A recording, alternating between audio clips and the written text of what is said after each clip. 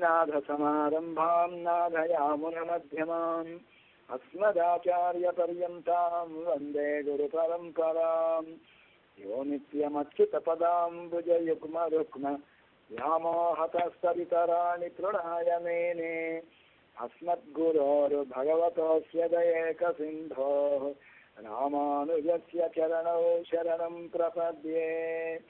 మాతాపితా యువతయస్తనయా విభూతిః సర్వం యదేవ నియమేన మదన్వయానాం ఆజ్ఞస్య న కులపతేర్వకులాభిరామం శ్రీమత్తదంఘ్రియుగళం ప్రణమామి మూర్ధ్నా. భూతం సరశ్చ మహదాహ్వయ భక్తనాథ శ్రీభక్తిసారకులశేఖర యోగివాహాన్ భక్తాంఘ్రిరేణుపరకాలయతేంద్రమిశ్రాన్ శ్రీమత్పరాంకుశమునిం ప్రణతోస్మి నిత్యం. శ్రీధన్విపుర్యాం వృషభే విశాఖే ఆత్రేయవంశోద్భవ సాత్వికాగ్ర్యాం శ్రీచోళసింహాద్రిగురుక్తమంత్రం శ్రీరంగనారాయణమాశ్రయామః. నీరాతుంగస్తనగిరితటే సుప్తముద్బోధ్య కృష్ణం పారార్ఘ్యం స్వం శృతిశతశిరసిద్ధమధ్యాపయంతి సోచ్ఛిష్టాయాం సజనిగలితం యాబరాత్కృత్య భుంక్తే கோதா தஸ்யை நம இதமிதம் பூய ஏவாஸ்து பூயாம். அன்னவயல் புதுவை ஆண்டாளரங்கற்கு பன்னு திருப்பாவை படுபதியம் இன்னிசையாறு பாடி கொடுத்தாடு நற்பாவாலை பூமாலை சூடி கொடுத்தாலை சொல்லு சூடி கொடுத்த சுடர் கொடியே தொல்பாவை பாடியருளவல்ல பல்வரையாய் நாடினி வேங்களவர்க்கென்னை விதி என்ன விம்மாற்றம் நாம் கடவா வண்ணமேனது. ஒருத்தி மகனாய பிறந்து ஓரிரவில் ஒருத்தி மகனாய வளர்த்து வளர. அரியன் இவாள் அன்பு உலகம் அருந்தாய், இவாள் அன்பு உலகம் விளையாடியன் அங்கே உலகம் அறந்தாய் அறி போற்றி சென்னங்குதென்னிலங்கை சத்தாயு திரள போற்றி வண்ண செகல முதைத்தாய கோல போற்றி கண்ணு குனிலாவிருந்தாய கடல போற்றி குன்னு குளியாவிருத்தாய உடம்போற்றி வென்று பகை கெடுக்கும் நின கையில் வேறு போற்றி என்றென்றும் சேவகமே எத்திப்பதே கொள்வான் இன்றுயா வந்தோம் இறங்கேலோர் என்பாவாய். ஆண்டாளு திவ்ய திருவடிகளே சரணம். అస్మద్ గురుభ్యో నమః. ప్రియ భగవద్బంధువులారా, చిన్న పొరపాటు ఏంటంటే ఇక్కడ మాకు అందరికీ కూడా ఈరోజు ఒరుత్తి మహానాయ పాచురం అయితే కొంచెం ఈ తేడా మూలంగా ఏంటంటే కలుసుకొని దాంట్లో వెళ్ళిపోవడం జరిగిందన్నమాట. అయితే ఈరోజు మనకి అందే ఉలగమరందాయి అడిపోచి అనేటువంటిది అద్భుతమైనటువంటి పాశురం. ఇది మంగళాశాసన పాఠం దీని అంటారు. అయితే మనం ఎప్పుడు కూడా భగవంతుడికి ఆయనకి ఎప్పుడు మంగళాశాసనం చేయాలి. భగవానుడు ఎప్పుడు కనుక చక్కగా చల్లగా ఉంటే మనం అందరం కూడా చల్లగా ఉంటాం. నిన్న పాఠం అయితే మాది మలయమలంజలి మన్యకీరంజరంగం శీర్య సింగం అరివుతు తీవులుతు అని చెప్పినప్పుడు సాక్షాత్తు భగవానుడు ఆయన కృష్ణస్వామి బయటకు వచ్చి ఆయన వేంచేశారు. వేంచేసిన తర్వాత వీళ్ళకు చక్కగా శీర్య సింహాసనం అని చెప్పి అన్నారు కదా, ఒక శౌర్య సింహాసనం అని చెప్పని గోపికలందరూ ఏర్పాటు చేశారు. అంటే అది ఒక చక్కని ప్రణయ సింహాసనం అని చెప్పి అనుకున్నాం. అయితే స్వామి చక్కగా వీళ్ళు కోరిన విధంగానే చక్కగా ఆయన నడుచుకుంటూ బయటకు వచ్చాక.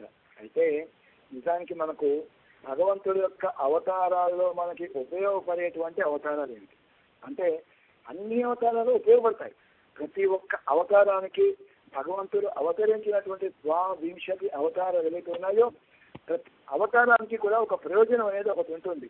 అయినప్పటికీ కూడా మానవాళికి అందరికీ కూడా పరిపూర్ణంగా ఏదైతే ఉపయోగపడ్డాయో మనకందరికీ కూడా పరిపూర్ణ ప్రయోజనం కలిగిందో అట్లాంటి అవతారాలు మాత్రం ఒక 3 అవతారాలు ముఖ్యంగా ఉంటాయి. అయితే మరి ముందున్నాయి మత్స్య, కూర్మ, వరాహ. ఏ అవతారాలు మనకు ఉపయోగపడలేదంటే కేవలం ఒక ప్రయోజనం, ఏదో ఒక రాక్షసుని చంపడం ఇట్లాంటి ఏదో ఒక ప్రయోజనాన్ని ఆకాంక్షించి వచ్చినటువంటి అవతారాలు అవి. అది అయిపోయింది, ఆ పని అయిపోయింది, ఆ రాక్షస సంహారం జరిగిపోయింది, అదైతే అనుకున్న ప్రయోజనం సిద్ధించింది, అవి వెళ్ళిపోతాయి. అయితే మనకు కొన్ని ఉపయోగపడే అవతారాలు ఏదైతే ఉంటాయి దీనిలో ముఖ్యంగా మనకు వామన అవతారం ఒకటి, తర్వాత శ్రీ రామావతారం ఒకటి, మనకి శ్రీకృష్ణ అవతారం ఒకటి, సరే మనకి లక్ష్మీనరసింహ భగవానుడు కూడా మనం దీంట్లో మనకి చేర్చుకోవచ్చు. అయితే ఇట్లా ఉంటాయి అన్నమాట. అయితే ఈ అవతారాలన్నింటిలో కూడా మనకు శ్రీరామావతారం ఏదైతే ఉందో శ్రీరామావతారం లోపల ఆయన సౌశల్యం పరాకాష్ఠ స్వామికి, తర్వాత కొంచెం గొప్ప ఎంతో కొంత సౌలభ్యం అనేటువంటి కొద్దిగా ప్రకాశించినప్పటికీ కూడా స్వామివారు మరి కోతులతో, కొండముచ్చులతో, మరి ఎలుగు బంట్లతోటి, రాక్షసులతో అందరిలో ఒకటిగా కలిసి మెలిసి ఉన్నప్పటికీ కూడా ఒక్కసారి అయోధ్యకు వచ్చి స్వామి పట్టాభిషిక్తుడు అయిన తర్వాత కొంచెం వీళ్ళందరితో కూడా అంటే ఎలా అంటే ఎవరు పడితే వాళ్ళు వెళ్ళి రామచంద్రుని కలవటం అనేది ఉండేది, కానీ తగ్గింది. కాబట్టి ఎలా ఉంటుందంటే మనకు ఈ యొక్క కృష్ణావతారం ఏదైతే ఉందో ఇందులో సౌలభ్యం అనేటువంటి గుణం పరిపూర్ణంగా ప్రకాశించింది ఈ అవతారం లోపలే. ఎందుకని స్వామివారి యొక్క ఒక్క వేషాన్ని కనుక పరికించినట్టయితే మనం ఆ యొక్క కృష్ణుడి యొక్క వేషమ ఒక ప్రాకృతం అనేటి ఒక గొల్ల వేషం, తర్వాత ఎలా ఈ గోపికలందరికీ కూడా చక్కగా కట్టబడటానికి అంటే ఇప్పుడు మనకు కట్టబట్టం అంటే ఉదాహరణకు మనకు యశోదాదేవి ఉంది, చక్కగా స్వామి రోటి కట్టేసింది, అలా కట్టబడటానికి, తర్వాత ఏమన్నా అలక్ష్యతలు చేస్తే ఒక దెబ్బ వేయటానికి కూడా లొంగేటటువంటి చక్కగా అవతారంటే మన కృష్ణస్వామి అవుతారు. అలాగే గోపికలు, కృష్ణ పరమాత్మ వీళ్ళందరూ చక్కగా ఆడుతూ పాడుతూ పరసించేటప్పుడు అసలు వీళ్ళ కోసమే కదా స్వామి ఆ పరంపరము క్షీరాబ్దేవని వదిలేసి మధురను కూడా వదిలేసి నందవ్రజల స్వామి అవతరించింది. గోపికలు కృష్ణుడు కలిసి ఆటలాడుకుంటూ ఉంటారు. వాళ్ళు ఈ ఆటలు ఎలా ఉంటాయి, కృష్ణ ఎవరైతే ఓడిపోతారో మన లోపల ఓడిపోయిన వాళ్ళు ఎవరైతే ఉంటారో వాళ్ళు గెలిచిన వాళ్ళని వాళ్ళ భుజం మీద వీటి మీద పెట్టుకుని మొయ్యాలి, ఇది పందెం నీకు సిద్ధమేనా. మన స్వామికి ఎప్పుడు కూడా ఈ గోపికల చేతిలో ఓడిపోవటం అంటే ఇష్టం స్వామికి, అలాగే అంటారు స్వామి. అయితే ఎప్పుడైతే ఓడిపోతారు స్వామి ఈ గోపికల్ని భుజం మీద వేసుకుని అలా తిప్పుకొస్తాడు, తీసుకురా ఓడిపోయావు కృష్ణ చూసావు మేము గెలిచాము అలా అంటే స్వామికి చాలా ఆనందం అంట. అంటే ఎలా ఉంటారు స్వామి, ఆడుతూ పాడుతూ ఒక ఆట వస్తువులాగా ఉంటారు వాళ్ళ చేతుల అక్కడ. పోని కొంచెం వయసు పెద్ద అయిన తర్వాత మరి ఆ యొక్క అర్జునుడు ఎవరైతే ఉన్నారో అర్జునుడికి ఏం చేశారు, చక్కగా స్వామి సారథ్యం వహించారు, అదొక బిరుదు అనుకున్నాడు, పార్థసారథి అంటే అదొక బిరుదు అలా అనుకున్నాడు. అలాగే పాండవుల పక్షం నుంచి దౌత్యం చేశాడు, ఒక దూతగా వెళ్ళాడు. దూత అంటే ఏమిటి, ఒక పోస్ట్ మ్యాన్ లాగా వెళ్ళాడు. అక్కడికి వెళ్ళినప్పుడు ఎవరన్నా దూత వస్తే ఎవరన్నా పోస్ట్ మ్యాన్ ఎందుకు వస్తే 10 రూపాయలు ఇచ్చి పంపిస్తాం, అంతేగాని రండి పోస్ట్ మ్యాన్ గారు కూర్చొని అనం కదా. అటువంటి కృత్యాన్ని కూడా స్వామి సిద్ధపడ్డాడు. అంటే అత్యంత సౌలభ్యం పరిపూర్ణంగా ప్రకాశించినటువంటి అవతారం. అలాగే కూడా మనకి దక్షిణ దేశంలో పాండవ దూత పెరుమాడు అనేటువంటి ఒక చక్కగా ఒక దివ్య దేశం కూడా అక్కడ ఉంది. అంటే భగవానుడికి ఎప్పుడు కూడా మన కృష్ణుడికి పరతంత్రులు ఎవరైతే ఉంటే వాళ్ళందరూ అంటే చాలా ప్రేమ భగవానుడికి.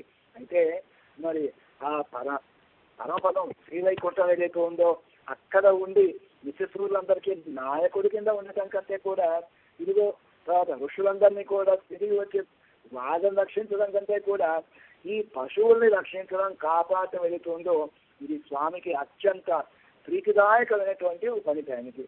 అంతకంటే కూడా పశువుని రక్షించడంటే కూడా దూడలు ఉంటాయి. ఈ దూడలు పరిపూర్ణంగా పరతంత్రమైనటువంటివి. కానీ దూడలకాయ జరుగుతుందో స్వామికి ఇది కూడా చాలా ఇష్టంట. అయితే భగవానుడు అక్కడ ఎక్కడైతే ఆయన స్వతంత్రం అనేది ఎక్కడా లేకుండా భక్త పరతంత్రుడై భక్త పరాధీనుడై ఉంటాడు స్వామి. ఇది మనకి శ్రీకృష్ణ పరమాత్మను ఎక్కువగా కనిపిస్తుంది. అయితే మనకు భగవద్రామానుజుల వారు ఒక పర్యాయం భక్తులు వాళ్ళు ఆదేశించాక ఎవరెవరో ఎన్నో రకాల వ్యాఖ్యానాలు ఉన్నాయి విశ్వసహస్రనామానికి, చక్కగా ఒక వ్యాఖ్యానాన్ని చేయవలసింది విశ్వసహస్రనామానికి అని చెప్పని వాడు ఆదేశించారు. ఆదేశిస్తే మీరు చక్కగా ఆదేశాన్ని అనుసరించి ఒక చక్కగా భగవద్గుణాలన్నీ కూడా చక్కగా ప్రతిబింబించేలాగా ఏం చేసేది ఒక గుణం ఉంది. గుణం ఎప్పుడు కూడా గుణి అనేవాడు ఎవరైతే వాడిని ఆశ్రయించుకుని ఉంటుంది. అంటే అదేదో గుణం అనేటువంటి గాలిలో పేరు ఉండదు, ఎవరో ఒక వ్యక్తిని ఆశ్రయించుకుని ఉంటుంది. అయితే భగవానుడికి ఎన్ని గుణాలు ఎన్ని పేర్లు అంటే ఎన్ని పేర్లు ఉన్నాయి, ఎన్ని గుణాలు ఉన్నాయో అన్ని పేర్లు స్వామికి ఉన్నాయి. ఎందుకంటే అవి దాని నామాని గౌనాన్ని విఖ్యాతాన్ని మహాత్మన ఋషిభి పరిగీతాన్ని ఏవైతే ఉంటాయో వాటిని దానం చేస్తున్నామని చెప్పని. అందులో ఒక ముఖ్యమైన ఒక పేరు ఉంది మనకి స్వామికి, విజితాత్మ విధేయాత్మ అని చెప్పని. అది విజితాత్మ అవిధేయాత్మ అని చెప్పని వ్యాఖ్యానం చెప్పారు అంతమునుకున్నటువంటి గొప్ప ఆచార్యులైన వాళ్ళు వాళ్ళందరూ కూడా. అయితే ఇక్కడ మన భక్తుల వారు ఏం చెప్పారట అంటే విజితాత్మ అది అవిధేయాత్మ అన్నప్పుడు అందరికీ అది చాలా అందంగా కనిపిస్తుంది. అంటే భగవంతుడు ఎవరికి నమ్ముతారు, భగవంతుడు ఎవరికి లొంగడు కదా, లొంగని వాడు కదా, విధేయుడు కానివాడు కదా పరమాత్మ అని అనిపిస్తుంది. కానీ భక్తుల వారు అన్నట్ట కాదు, ఆయన అవిధేయాత్మ కాదు, ఆయన విధేయాత్మ, లొంగి ఉంటాడు అని చెప్పని చెప్తే ఏమన్నట్ట అది దానిలో ఇదిగో ఇందాక మనం చెప్తా అది కృష్ణ భగవాన్ ఏదైతే ఉన్నాడో సౌరభ్యం పరిపూర్ణంగా ఉంది అక్కడ చూడవచ్చు అని చెప్పన్నారు. అంతేకాకుండా ఇంకెక్కడ చెప్పారట షొన్నవన్నం శైల పెరుమాళకిక కారణం అన్నారు.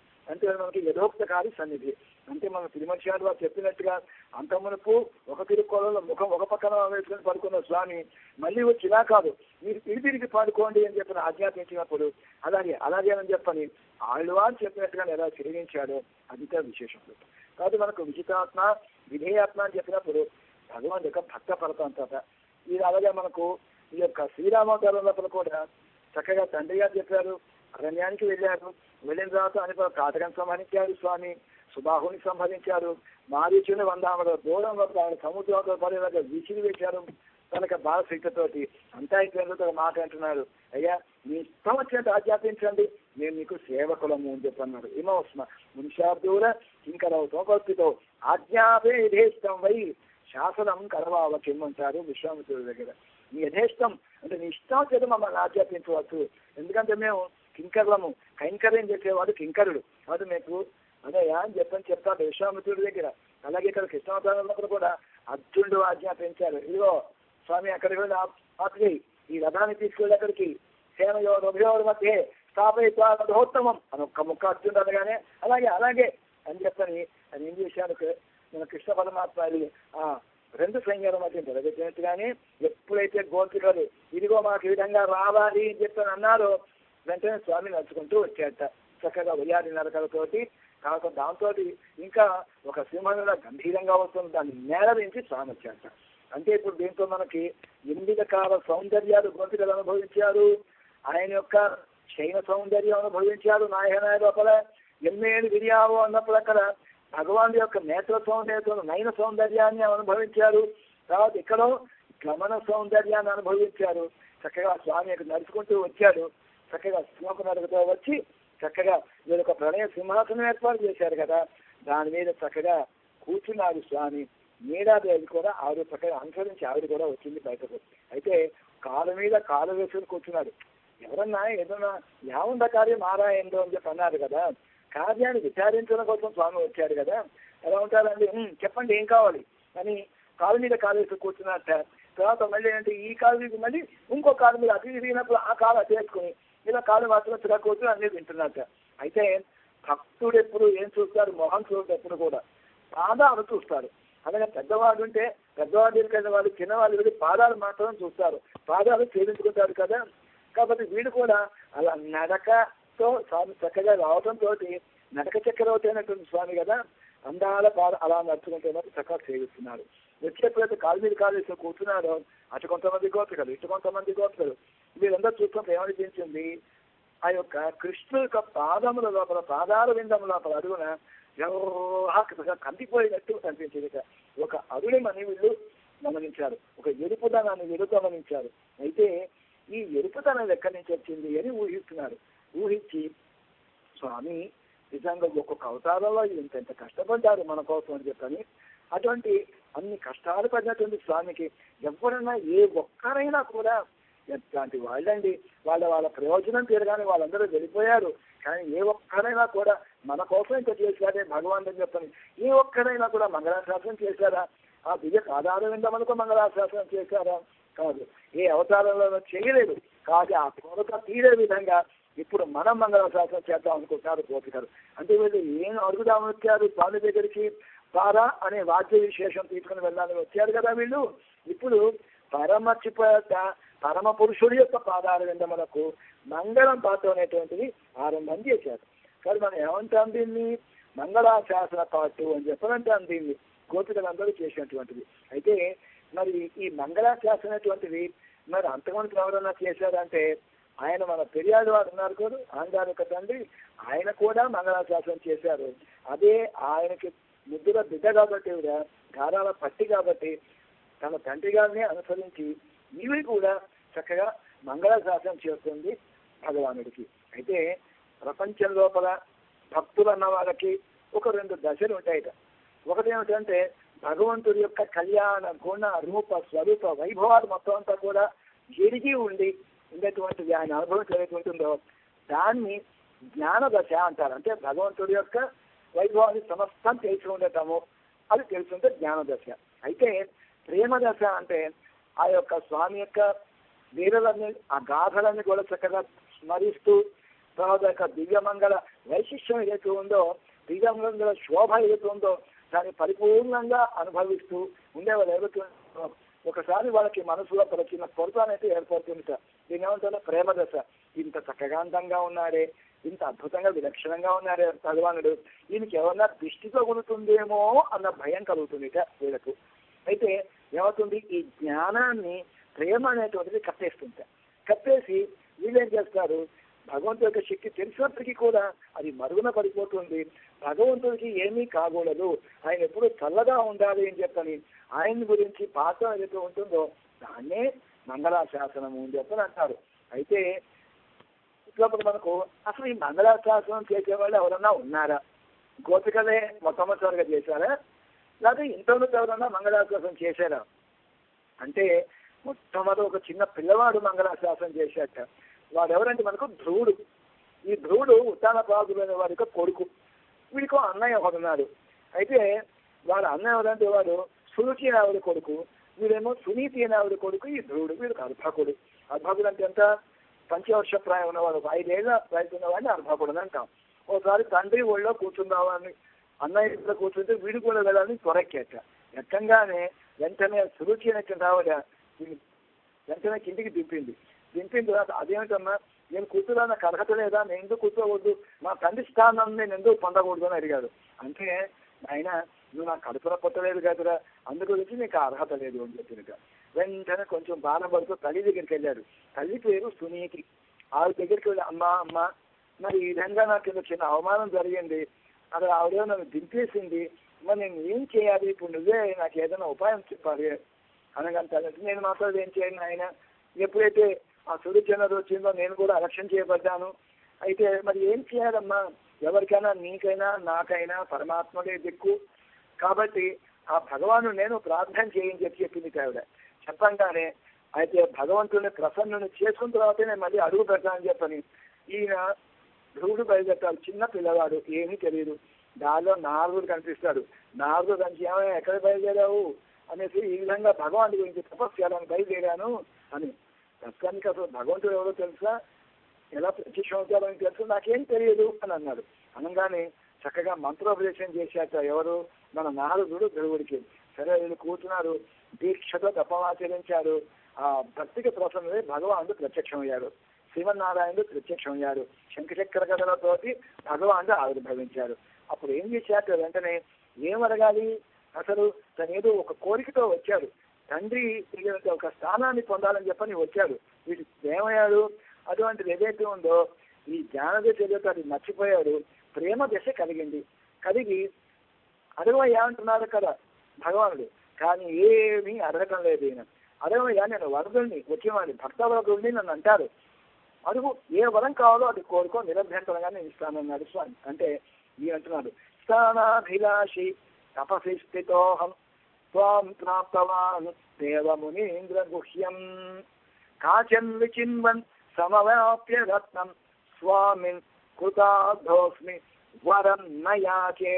వరం నయాచే, నువ్వు కోరుకోమంటున్నావు. నువ్వు నాకు దొరికిన తర్వాత, ఇంత అద్భుతమైనటువంటి ప్రేమ స్వరూపులు నువ్వు దొరికిన తర్వాత నాకెందుకయ్యా వరాలవన్నీ కూడా, నేను వరం కోరుకోను అన్నట్ట. అదేమిటయ్యా, నువ్వు అసలు తపస్సు చేసింది దానికోసం కదా అన్నప్పుడు, స్థానాభిలాషి తపస్సు స్థితోహం, నేను ఒక స్థానాన్ని ఆశించి కోరుకొని తపస్సు చేసే మాట మాత్రం వాస్తవమే. అయితే ఇప్పుడు ఏమైంది, నాకు త్వాం ప్రాప్తవాన్ దేవ మునీంద్ర గుహ్యం.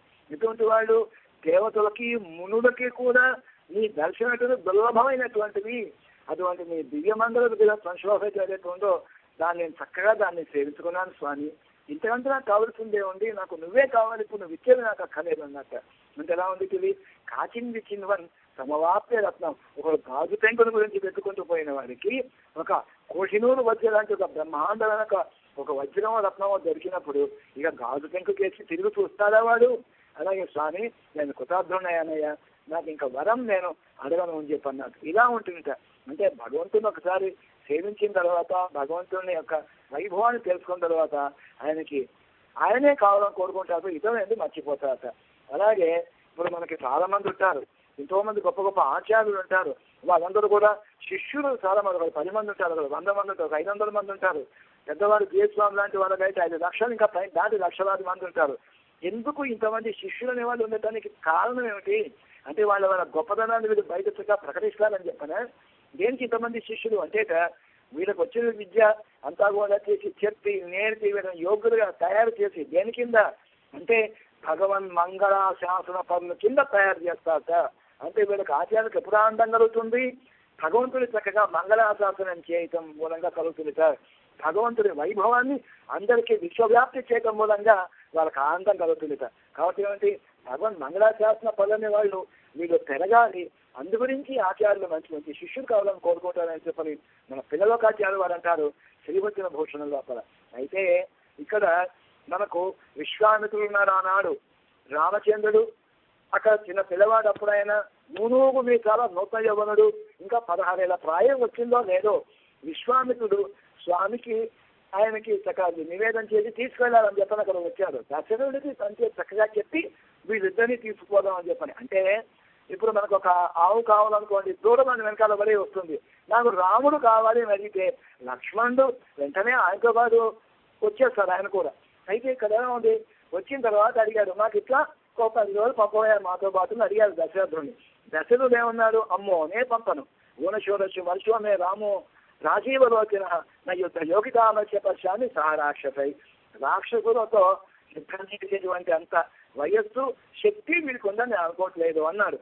ఎందుకంటే 16 ఏళ్ళు ఇంకా వచ్చాయో లేదో మా రాముడికి అన్నాడు. అనగానే సుఖంగా ఉండు నేను పోతున్నాను అన్నాడు. అన్నప్పుడు కాదు కదా పంపించమని చెప్పన్నాడు.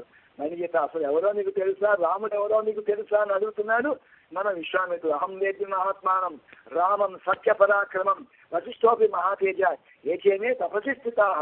ఇక్కడ అందరికీ తెలుసయ్యా, నీ కొడుకులు వశిష్ఠుల వారికి తెలుసు.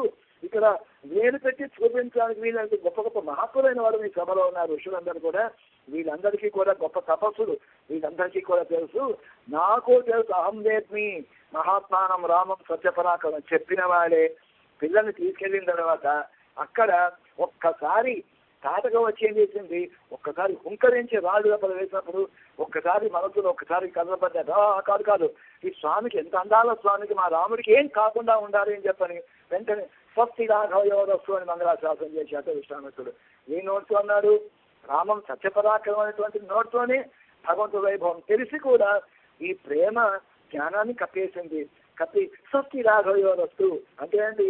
ఈ రామలక్ష్మణులకు మంగళమగుగాక అని చెప్పని అన్నమాట. ఇది విశేషం అక్కడ. అలాగే జనకుడు ఉన్నాడు. జనకుడు మామూలు వాడండి. ఆస్తిక జనకాదయ అని చెప్పని భగవానుడు గీతలోనే ప్రశంసించారే జనకుడిని. అటువంటి గొప్ప రాజర్షి సత్తముడైన వాడు, పరతత్వం అంటే తెలిసిన వాడు. లక్ష్మీదేవి కింద సీత కింద తెలుసు, సాక్షాత్తు నారాయణుడు తన అల్లుడని తెలుసు. అటువంటి వాడు ఏం చేసేట ఆయన ఎప్పుడైతే పెళ్లి అనేది తలబెట్టాడో, వీరిద్దరికి వివాహం సీతారాములకి, ఈ చేతిలో పెట్టి కన్యాదానం చేసినప్పుడు ఇయం సీతా మమ సుత సహధర్మ చరితవ ప్రతీక్షసేన భద్రంతే పాణిం గృహిణీశ్వపాణిన భద్రంతే అన్నట. అంటే నీకు సకల విధములైనటువంటి శుభములు కలుగుగాక, నీకు మంగళమగుగాక అని చెప్పి అన్నాడు.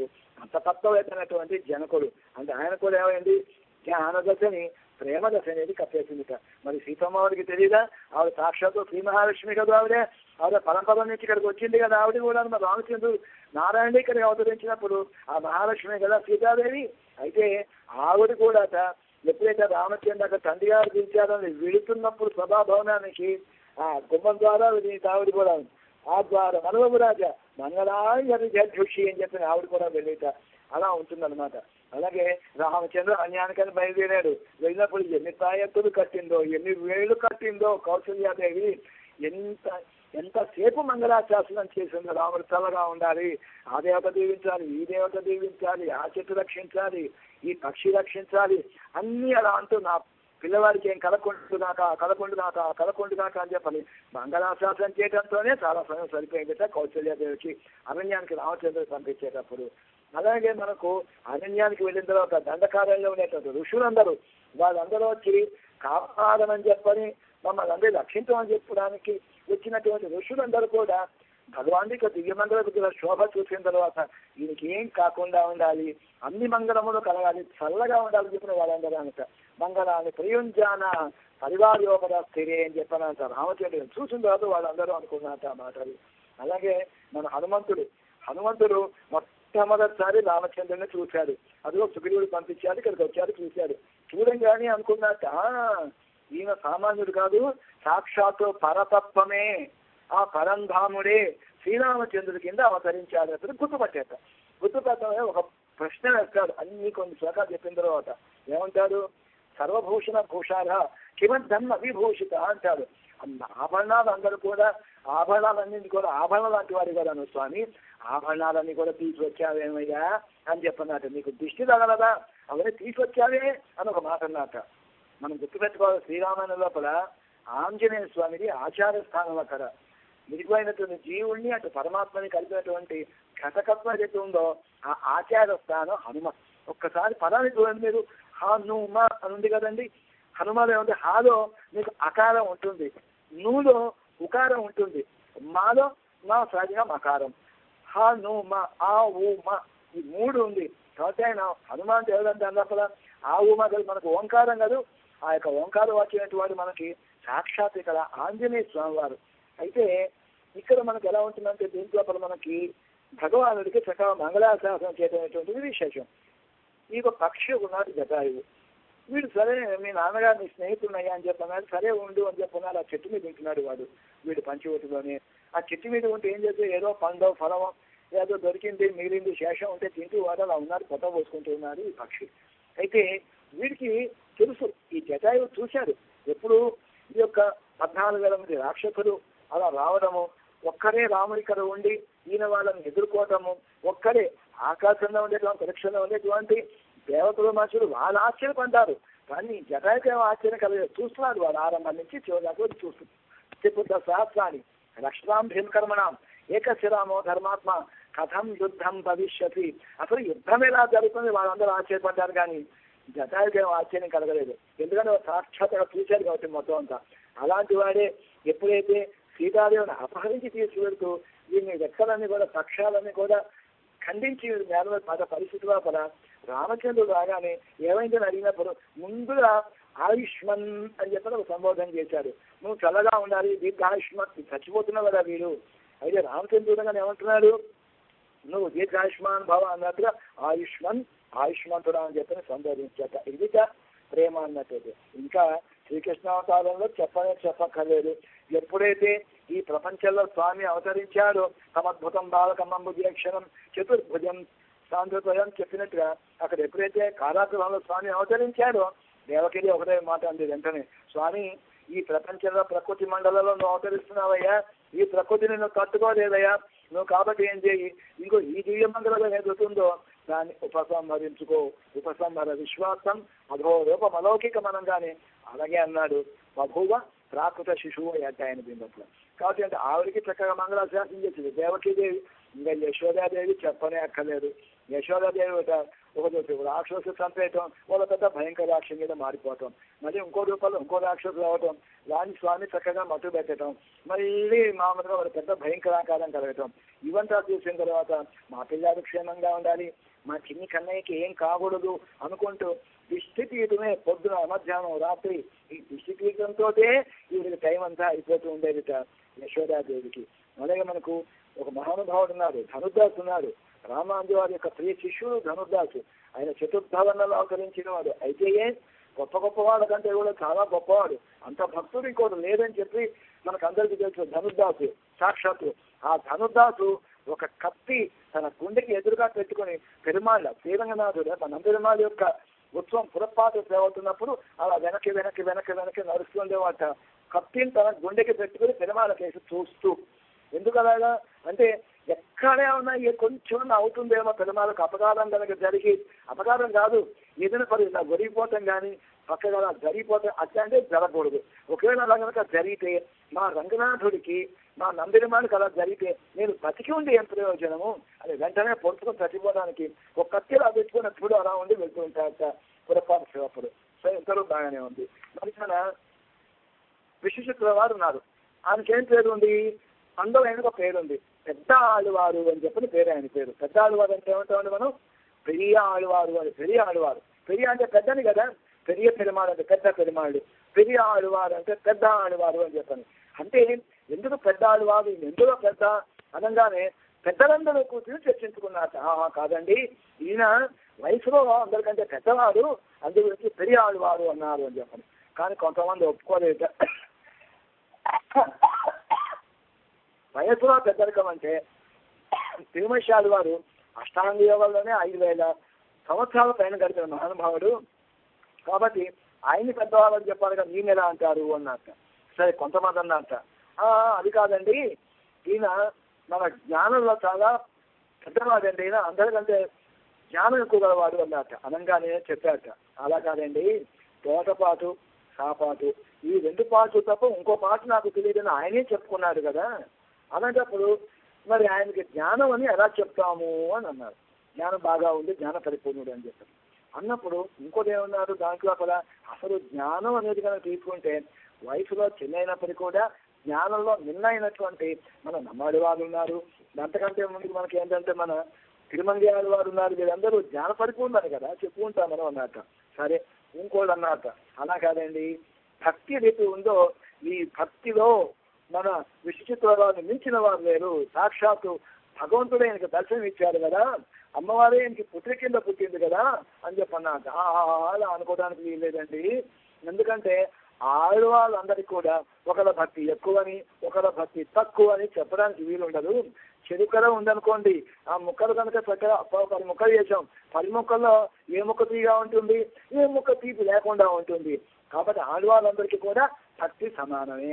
అయితే మరి దీనికి సమస్యకి పరిష్కారం ఏమిటి? మన మనవాళ్ళ మహామునులు 76 పాసులతో ఉపదేశరత్నమాల అనేటువంటి అద్భుతమైనటువంటి మనకు ఒక గ్రంథాన్ని, ఒక ప్రబంధాన్ని మనకు అనుగ్రహించారు. దాన్ని అయితే ఈ అనధ్యయన కాలంలో మనం ప్రతిరోజు ఏం చదువుకోవాలంటే ఉపదేశరత్నమాల చక్కగా చదువుకొని దాంట్లో ఉండేటువంటి శాస్త్రాల పాసులు ఏవైతున్నాయో అది కూడా మనం అనుసంధానం చేయాలి ప్రతిరోజు కూడా.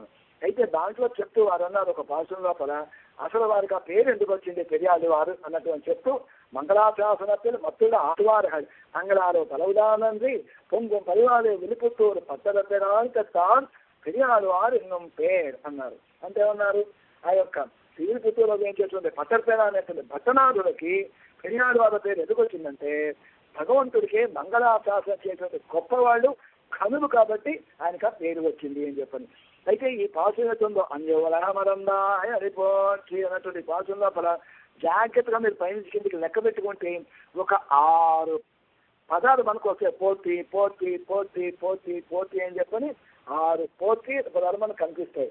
పోతి అంటే మంగళాశాసనం అంటే ఎలా ఉంటుంది, ఎవరైనా కూడా చక్కగా పరిపూర్ణంగా మంచిగా సాపాటు చేయాలి, మంచి భోజనం విందు భోజనాలు చేయాలంటే ఏం కావట, అబ్బా ఇవో చాలా భోజనం బాగుందండి, రుచితో కూడుకున్నటువంటి భోజనాన్ని మేము చక్కగా తిన్నామండి అంటుంటారు కదా.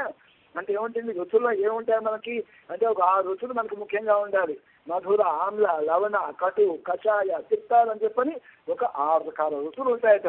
అలాగా మనకి ఈ పాసుల్లో పర సంపూర్ణంగా చక్కగా భగవంతు యొక్క ఆ యొక్క అవతార వైభవం ఏదైతే ఉందో ఆ యొక్క దివ్య పాఠాల విందములకు ఆనాడెవరో కూడా మంగళాశాసనం చేయలేదు, ఏం చేస్తామని చెప్పని అంటున్నారు.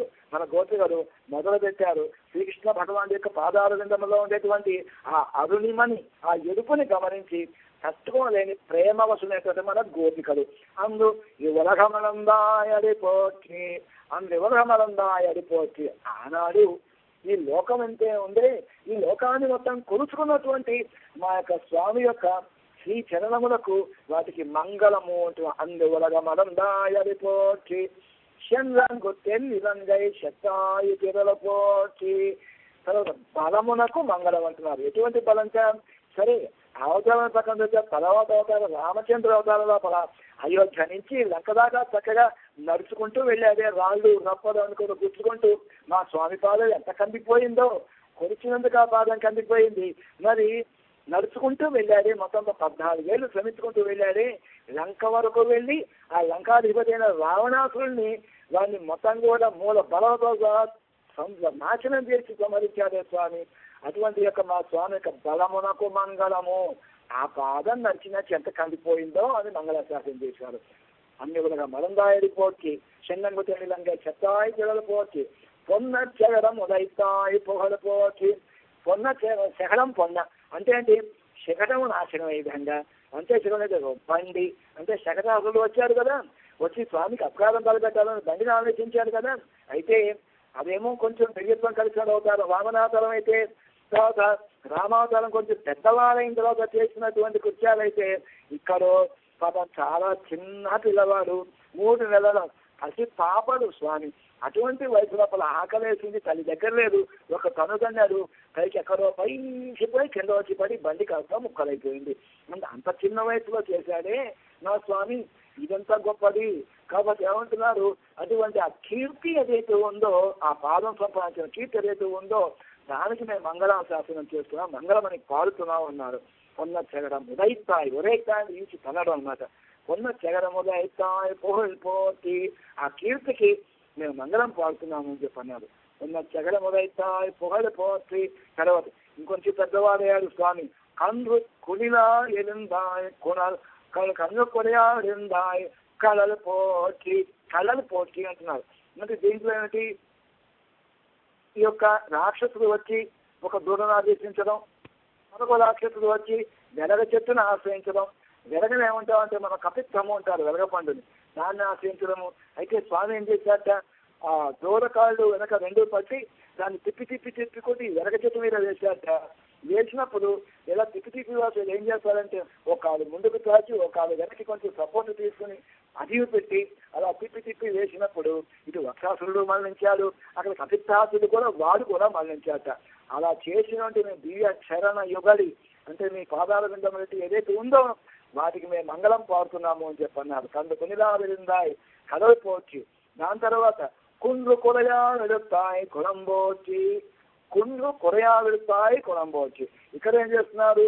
ఒక పర్వతాన్ని ఎత్తి అందరినీ, గోవుల్ని, గోపాలకుల్ని, గోపికల్ని అందరినీ కాపాడేదే నా వాళ్ళు అని చెప్పినటువంటి ఆ యొక్క అద్భుతమైన గుణం ఏదైతే ఉందో ఆ గుణమునకు మేము మంగళాశాసనం చేస్తున్నామన్నారు. దీని తర్వాత 2 పగై కెరొక్కొందిన కయ్యలు వేరుపోవచ్చు. అంటే ఈ పనులన్నీ అయిపోయినాయి. అన్నీ అయిపోయిన తర్వాత తన వృత్తి ఏది కులవోచితమైనటువంటి వృత్తి ఏమిటి? చక్కగా గుడ్లు కాచుకోవటం. అంటే ఆవులని, ఈ గేదెలని చక్కగా మీద తోలుకుపోవటం. గోపాలకుడు కదా అయినా మరి గోపాలకుడు చేతుల్లో ఏముంటుందంటే ఒక చక్కటి వేలాయుధం అనేటువంటిది ఉంటుంది. వేలాయుధం ఏదో పెద్ద పెద్ద ఆయుధాలు అనుకోకూడదు మనం. ఇది చాలా స్పష్టంగా మనం అర్థం చేసుకోవాలి. ఎట్లా ఉంటుంది? వేలాయుధం అంటే కొలవాళ్ళు ఏం చేస్తారంటే ఒక బాణాకర్ర అనేది తీసుకొస్తూ ఉంటారు. పశువు కొంచెం చర్మం మందంగా ఉంటుంది, ఇటుపోయినంటే అడిపోతూ ఉంటుంది, దాన్ని కొద్దిగా చురుకు తగలటం అవుతుంది, కొంచెం పొడుస్తారు దాన్ని. పొడవు అంటే ఒక ముళ్ళు కర్ర అంటారు. ఈ ముళ్ళు కర్ర ఏమిటి ఉంటుంది? మన వెదురు కర్ర పొడుగున్న దానికి ఏం చేస్తారు? పైన ఒక చిన్న ఒక మేకు లాంటిది పైన పెడతారు, అది ముళ్ళుగా పెడతారు. దాన్ని మనం ముళ్ళు కర్ర లేకపోతే బాణాకర్ర అని చెప్పని అంటారు. అయితే కొంచెం మన పాతకాలం కదా, ఆ కాలం లోపల వీళ్ళు ఏం చేసేవాళ్ళు? అందరూ రాజులు యుద్ధాలు ఉన్న మూలంగా ఏంటంటేను ఇదైతే ఉందో ఆ మురికి ఏదైతే ఉంటుందో దాన్ని చక్కగా ఒక దీనిలో తల్లెప్పు కొనేలా ఉంటుందో అలాంటి దాన్ని తీసుకొని దానికి గుచ్చుతారు అనమాట. గుచ్చంగానే అదేమవుతుంది దానికి ఓ బల్లెం అనవచ్చు. దాన్ని ఏమంటే బల్లె అని మనం అంటే వేలాయుధం అని కూడా దాన్ని అంటారు అనమాట. దాంతో కొంచెం పొడుస్తూ దాన్ని తీసుకెళ్తారు పశువుల్ని. అయితే మరి మన కృష్ణస్వామి కూడా అటువంటి వాడే కదా, గోపాలకుడే కదా. వీళ్ళు అంటున్నారు వెన్ను పగైకలు కొమ్మిని కయ్యలు వేరుపోచి.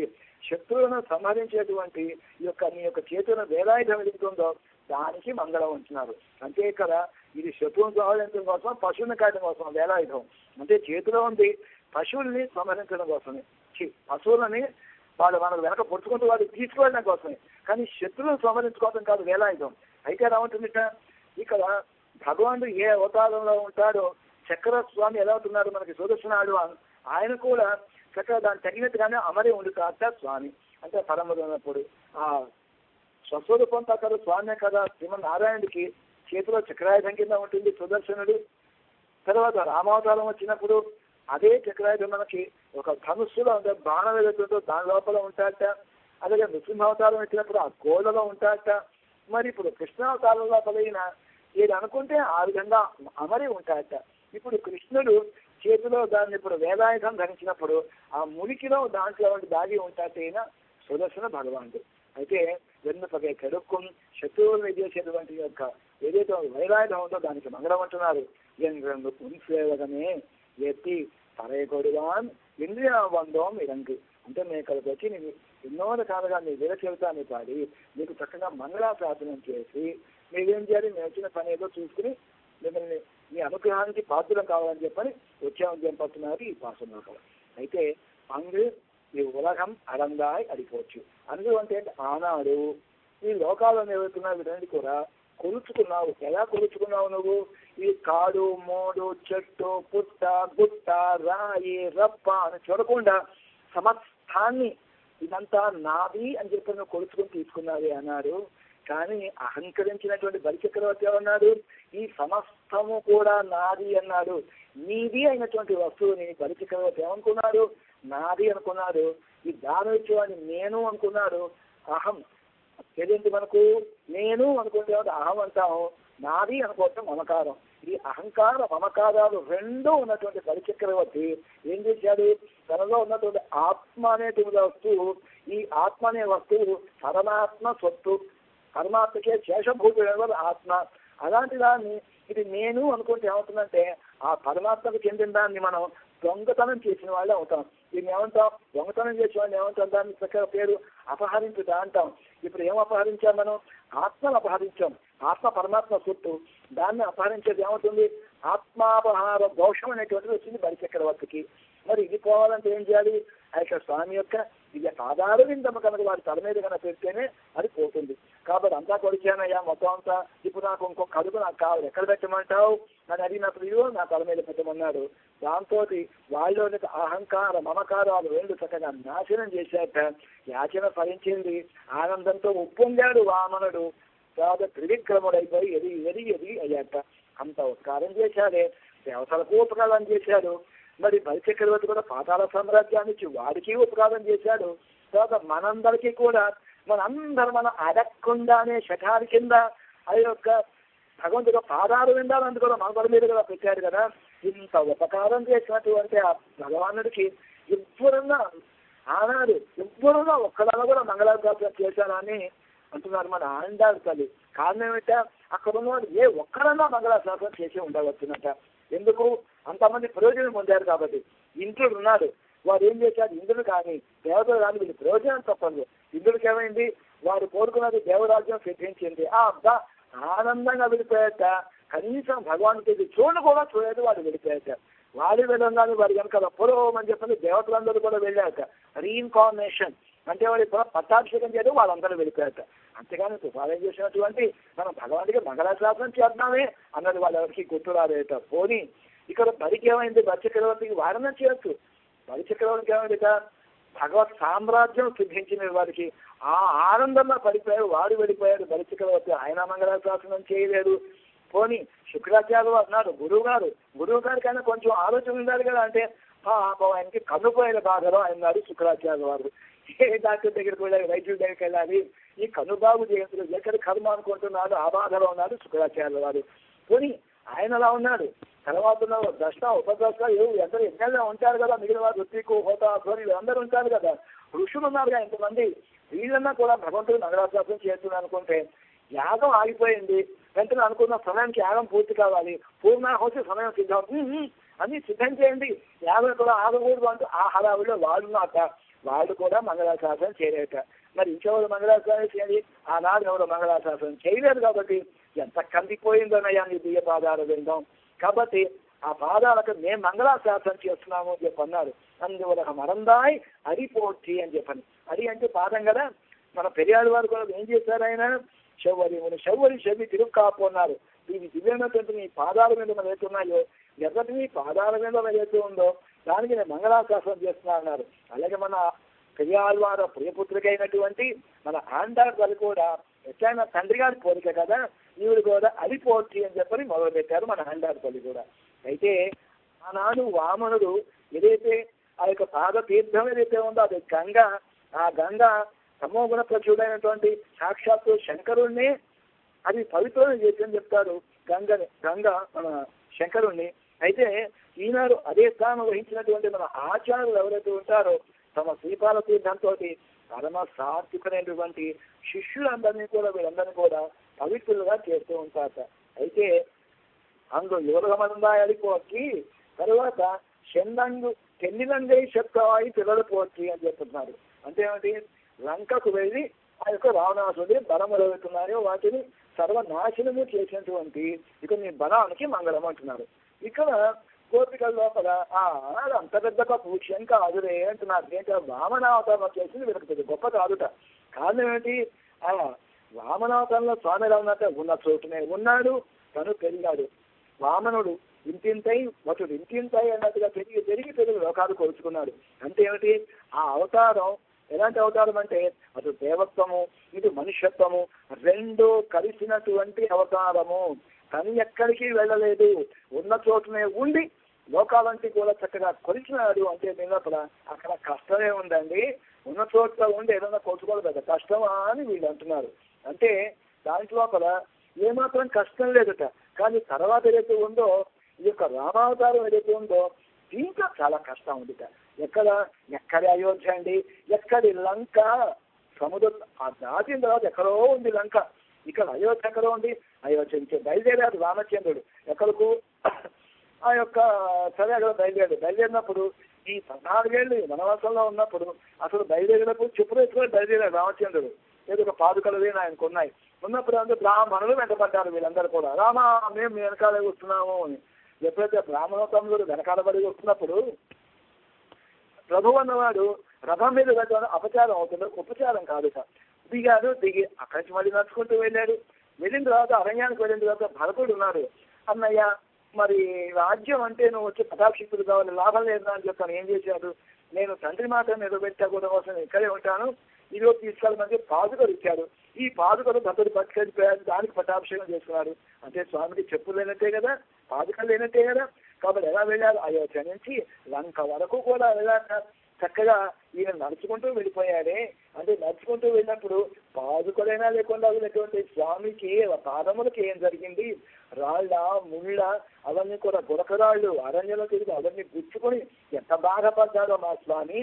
కానీ అలా నడిచి వెళ్ళి అంత అద్భుతంగా చక్కగా నడిచి ఒక పాదయాత్రలాగా వెళ్ళాడే. వీళ్ళు ఎక్కడికి వెళ్ళారు, ఆయన లంకకు చేరుకున్నారు. లంక ఎటువంటి లంక, తెల్లి లంగై అంటే సుందరమైనటువంటి లంక అది. అంటే సాక్షాత్తు మన ఆంజనేయ స్వామి తోటి ఎవరు పెంచిందా, అప్ప ఆహా ఓహో ఎంత గొప్పదండి లంక అని అనిపించిందిట. మొత్తం బంగారమే, అతి స్వర్ణమయ్యి లంక అన్నట్టుగా మొత్తం అంతా బంగారంతో నిండి ఉండేట. మొత్తం అంతా లంక అంతా కూడా బంగారము, వెండి, ముత్యాలు, తగరాలు ఇవి తప్ప ఇంకోటి ఏం లేదుట. మీరు కాలు పెడితే అదే ఆఖరి చెట్ల కూడా డెకరేషన్ మొత్తం అంతా కూడా వాడుకోవచ్చట. ఆ చెట్ల వేదికలు కూడా మొత్తం వాడుకోవచ్చ. ఇలా ఉన్నట్టు గొప్ప లంక. తర్వాత దేవతలందరూ కూడా ఊరిగా చేసినటువంటి లంక. అట్లాంటి లంకని నిర్మూలించాక స్వామి ఎట్లా నిర్మూలించారు, దానిలో కూడా వెనక తెన్ని లంగై చెన్నంగు తెన్ని లంగై చెత్త ఇక్కడ పోవచ్చు అంటే కానీ అక్కడికి వెళ్ళాను అంట. అంతేలాగా పులి వచ్చి మన నీరు వచ్చి మన ఊరికి వచ్చి మన వాళ్ళందరూ చంపడానికి ముందే వీరుడైన వాడు అక్కడ వెళ్ళిపోతాట. వెళ్ళిపోయి పులిని తోకబూసుకు బయటకు లాక్కొచ్చి దాన్ని చంపినట్టుగా ఎక్కడ గుహలోంచి లాక్కొచ్చి.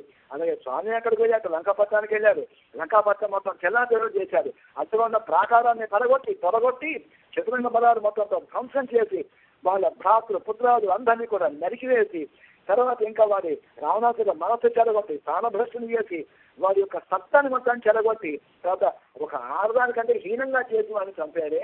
అతని యొక్క పరాభిభవన సామర్థ్యం ఏదైతే ఉందో పిల్లలు పోర్చి అంటున్నారు. బలానికి మేము మంగళాశాసనం చేస్తున్నామని చెప్పి అన్నట్టు. అయితే తర్వాత మళ్ళీ ఇంకొంత గుర్తు వచ్చిన తర్వాత ఆ పాదం ఎంత కందిపోయిందని మంగళాశాసనం చేశారు కదా, అది కష్టంట. రామనాథరంలో పాదం కంటే శ్రీరామాపురం వచ్చినట్టు రామచంద్రుడు కందిపోయిన పాదాలు ఉన్నాయి. దాని చూసి ఆ ఏడుపు ఇది చాలా కష్టపడ్డారు. అయ్యో ఇది ఎవరు మంగళాశాసనం చేయలేదు, మేము చేస్తున్నాం అన్నట్టు చేశారు. అయితే దాని తర్వాత చూసి ఏమైంది, కృష్ణ పరమాత్మ చిన్న కృష్ణుడి కింద చేసింది అంతకంటే అద్భుతమైంది. ఇక్కడ ఏమవుతుంది, పొన్న చెగడం ఉదయితాయి పుహైపోతి అని చెప్పి అంటున్నారు. అంటే శకటాసుర భంజనుడు ఎవరైతున్నారో నా స్వామి మా చిన్న కృష్ణుడి యొక్క కీర్తికి మంగళం అంటున్నారు. అంతా పెద్దవాళ్ళ వాళ్ళు విజత్వం ఉందా, చాలా పెద్ద పాదం, అది కొలిచింది చిన్న పాదం ఉండదేమన్నా, అదే అంత దూరం నడిచాడు అంటే రామచంద్రుడు ఏమన్నా అది పెద్దవాళ్ళైన తర్వాత వెళ్ళింది.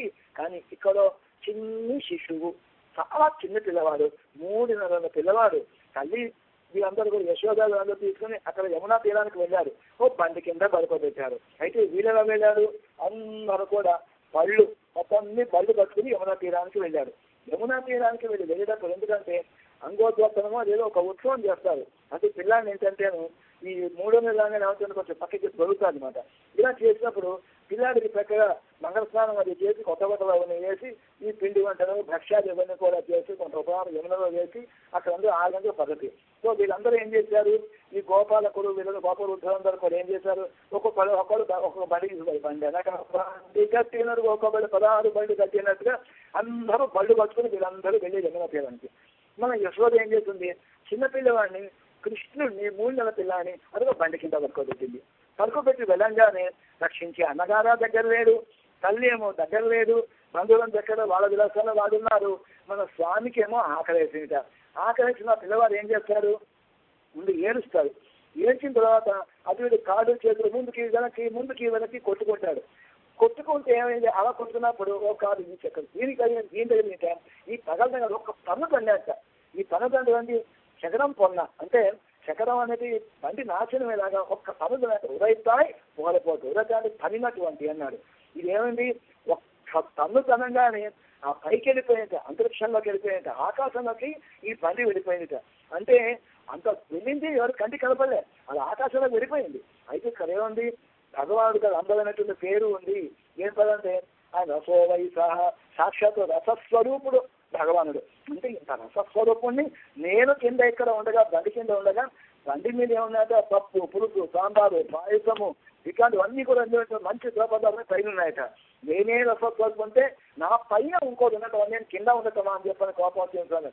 మనకు తనుతున్నాయట దీన్ని పైకి వెళ్ళేలాగా. అయితే వీడెవరిని తనుతున్నప్పుడు ఈ శకటాసురుడు అని చెప్పంటున్నాం. ఎవరి రాక్షసుడు అంటే హిరణ్యాక్షుడు ఒక రాక్షసు ఉన్నారు కదా, వారికి వీడు కొడుకుట. వీడి పేరంటే అంటే ఉత్కచుడు అని వీడి పేరు. అయితే వీడు ఏం చేసేవాట, ఈ లోమస విషయాన్ని ఉండేవాడు ఒక ఆయన.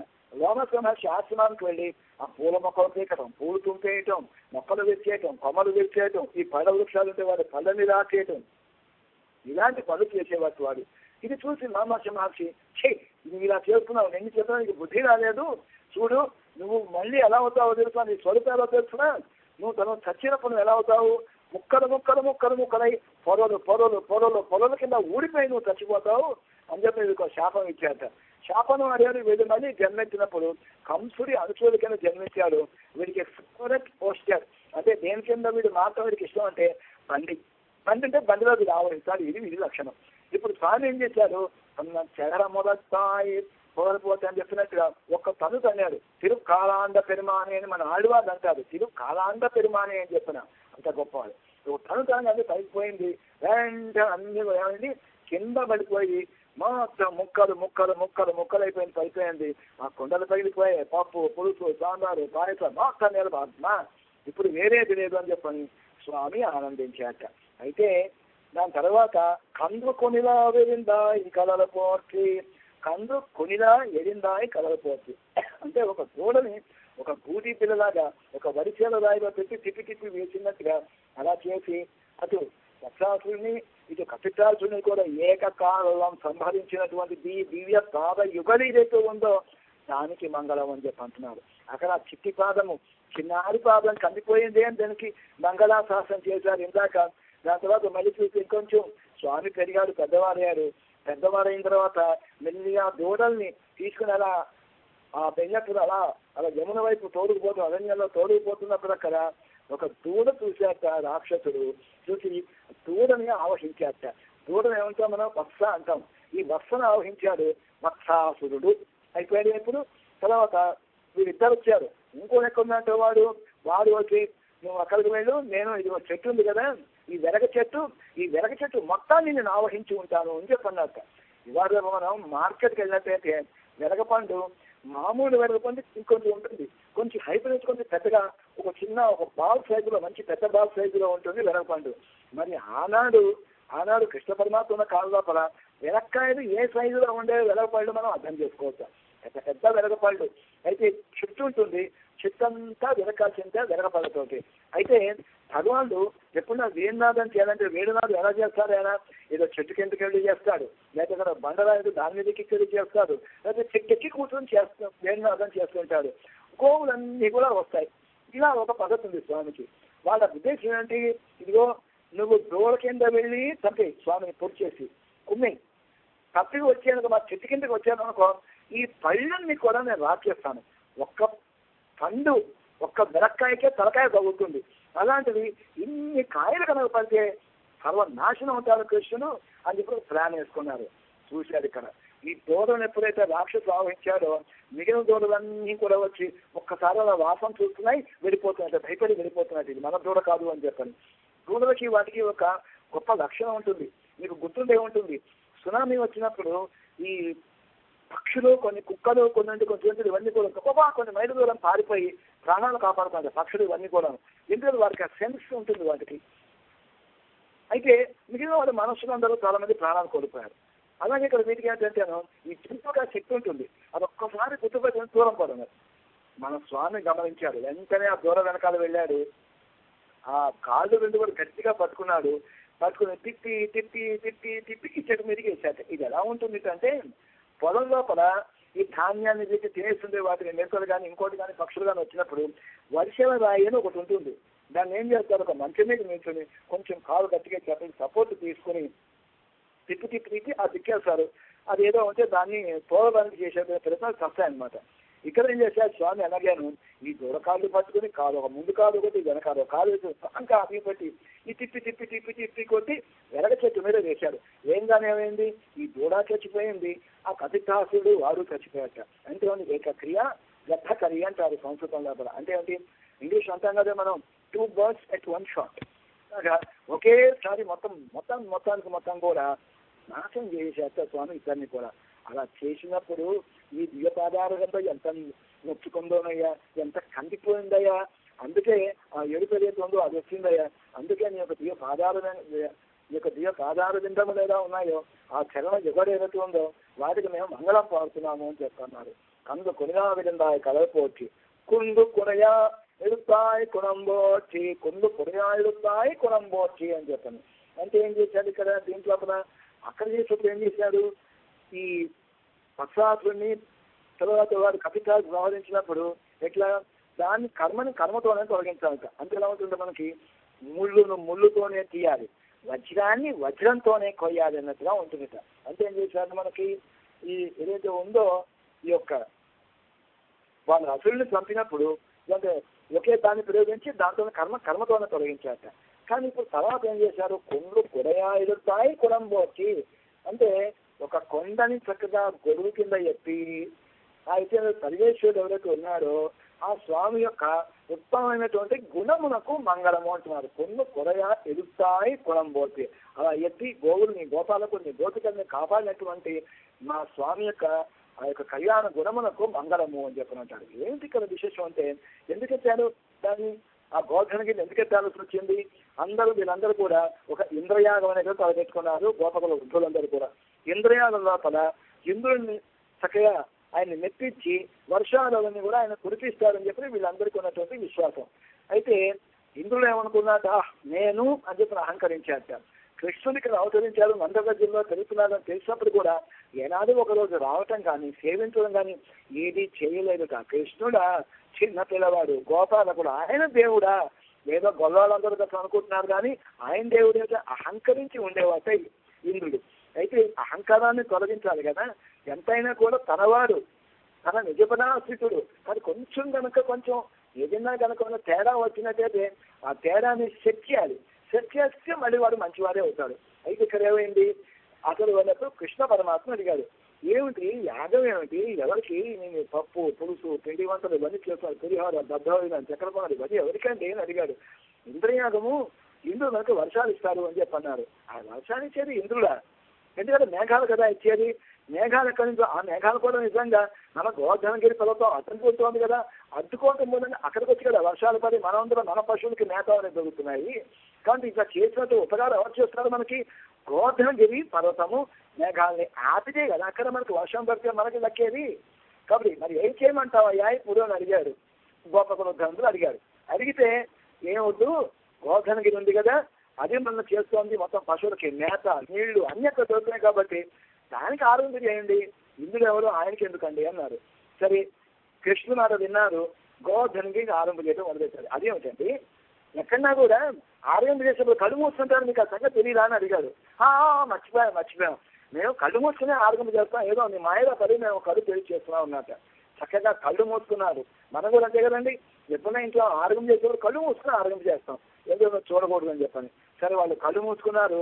అంతలా సర్వము తానే ఉండేవాడు పరమాత్ముడు కదా. ఏం చేశాక మొత్తం ఏటుందా అంతా ఒక్కడు కూడా మిగతా మొత్తం తినేసాక 11 అయింది, 12 అయింది, 1 గంట అయింది. ఇక్కడ ఎవరు కూడా ఆరోగ్యం లేవు, ఏదీ లేదు. ఇందులో పిలిచిన వాళ్ళు లేదు, చూసిన వాళ్ళు లేదు. వెంటనే ఏం చేశారు, చూశాడు. చూడంగానే ఇదిగో ఇక్కడ ఈడేనట్టుంది, ఒక అపకారం తనకి చేశారు వీళ్ళు అనుకున్నారు. అపకారం ఏముంది అంటే మాకు పెట్టకుండా వీళ్ళందరూ ఇంకేదో చేశారని చెప్పి గ్రహించారు ఇంద్రుడు. అయితే వెంటనే ఏం చేశారు, దానికి కోపం వచ్చినట. కోపం వచ్చి ఈ కృష్ణుడా, ఎటువంటి ఈ కృష్ణుడు ఈ విధంగా నాకు అప్రియం కలగజేస్తారో చూస్తాను కృష్ణుడు సంగతి అనుకున్నట్ట. గోపాలం పాలితం క్షుద్రం మూర్ఖం పండితమానందం. మూర్ఖం పండితమానందం కృష్ణం మధ్యోపాసిత గోపామే చక్రుల ప్రియం. ఈ కృష్ణుని అందరు చూసుకొని గోపాలకులందరూ నాకు అప్రియం చేస్తారా అనుకున్నాడు. గోపాలుడు గుడ్లు కాచుకునేవాడు, ఒక చిన్న పిల్లవాడు, తర్వాత ఒక నీచుడు, తర్వాత మూర్ఖుడు అని అన్ని తెలుసుకొని ధరించేటువంటి వాడు కృష్ణుడు. వీడు మామూలు మానవ బాలకుడు. ఇట్లాంటి వాడిని పట్టుకొని గోపాలనే చక్రుల ప్రియం, నాకు ఈ విధంగా అవజ్ఞ చేస్తారో, వీళ్ళందరూ కూడా అవమానం చేస్తారో చూస్తాను మీ సంగతి అని చెప్పని మొత్తం ఎన్ని రోజులు, 1 రోజా 2 రోజుల 7 అహోరాత్రాలు రాళ్ల వాళ్ళ కురిపించాట. ఏమైంది వీడికి పాపం, పసి ఎక్కువైంది, కసి పెరిగింది. పసి అంటే తమిళ భాషలోకి ఏంటి ఆకలి అన్నాడు. ఆకలి ఎక్కువైపోయి రాళ్ళు అయితే మొదలుపెట్టాక. రాళ్ళు అయితే మొదలుపెట్టేసరికి కృష్ణుడు అనుకున్నాడప్ప అతను చిన్నపిల్లలు వీరికి ఫుడ్ బంద్ అయింది కదా, మనం ఆహారం బంద్ చేశాం కదా, ఆకలి చేదు రాళ్ళు ఎత్తి కొడుతున్నాడు అని చెప్పని. ఇంట్లో తల్లి మంచి కమ్మటి పాయసం చేసింది, కానీ పిల్లాడికి జ్వరం వచ్చింది, 102 ఫీవర్ వాడికి పెడుతుందండి. సరే మన్నాడు కూడా చేసుకుంటే తగ్గింది. అందరూ పెద్దవాడు, పెద్దన్నయ్య ఇంకో అన్నయ్య ఇద్దరు అన్నది తింటున్నారు. వీడికి అమ్మ నాకు పాయసం పెట్టంటాడు అని వద్దునన్న, కొద్దిగా నీకు తగ్గిన తర్వాత నీకు పెడతాను రా అన్నప్పుడు వినడు. వినకుండా ఏం చేస్తారు, కోపం తెచ్చుకొని తల్లి నా చేతిలో ఏది ఉంటే అది పెట్టి విసిరి కొడతాడు, తిరుగుతాడు, గిచ్చుతాడు, పీకుతాడు, ఏది ఉంటే అది వచ్చి కొడతాడు. తల్లి అనుకోండి పాపం వీడికి కొంచెం పైత్యం, ఎందుకంటే జ్వరం కదా, వీడికి తగ్గిన తర్వాత వీడికి పాయసం పెట్టవచ్చులే అనుకుంటుంది. తగ్గిన తర్వాతే తల్లి పెడుతుంది. ఇది కదా మనకి విశేషం.